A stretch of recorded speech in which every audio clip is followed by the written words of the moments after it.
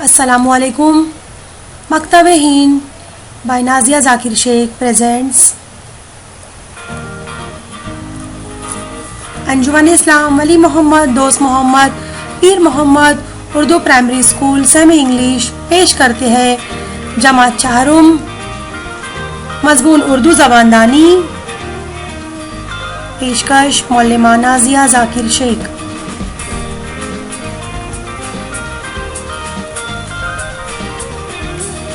پیارے بچوں، آج ہم نظم فطرت کا سبق اس کے خلاصے سے متعارف ہوں گے. فطرت کے سبق میں شاعر حسن عابدی بچوں سے کیا کہنا چاہتے ہیں، آج ہم اس سے متعارف ہوں گے. نظم فطرت کا سبق خلاصہ. اس نظم میں شاعر فرماتے ہیں کہ سورج، چاند، ستارے، سمندر کے اندر موجود دنیا، آسمان پر آتے جاتے بادل، زمین پر ہر طرف سرسبز و شاداب کھیت، چاندی کی طرح انمول دولت پانی،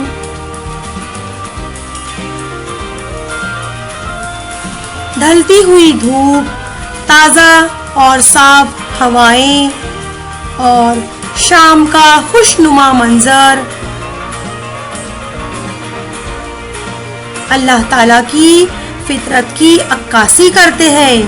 شاعر بچوں سے فرماتے ہیں کہ بچوں، اس دلکش حسین مناظر اور فطرت کو تم اپنا دوست بناؤ. وہ اس طرح کہ تم دریا سے آگے بڑھنا سیکھو،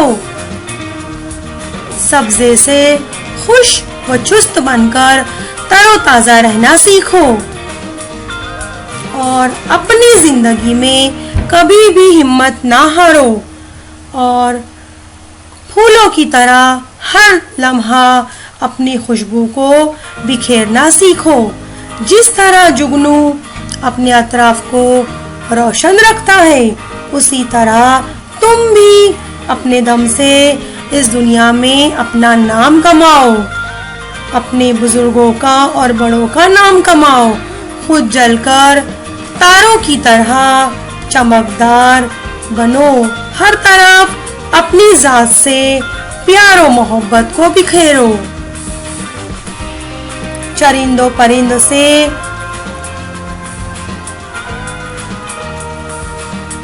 اور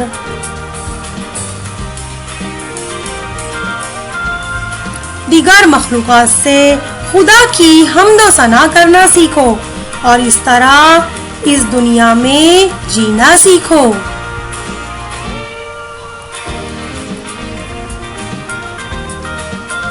امید ہے فطرت کا سبق اس نظم کے خلاصے سے آپ اچھی طرح سے متعارف ہو گئے ہوں گے. اب آپ کی مشق کی باری. اب آپ کو مشق حل کرنی ہے. سوال نمبر 1. اس نظم میں شاعر نے فطرت کی کون کون سی چیزوں کے بارے میں ذکر کیا ہے، لکھیے. سوال نمبر 2. اس نظم کو زبانی یاد کیجیے.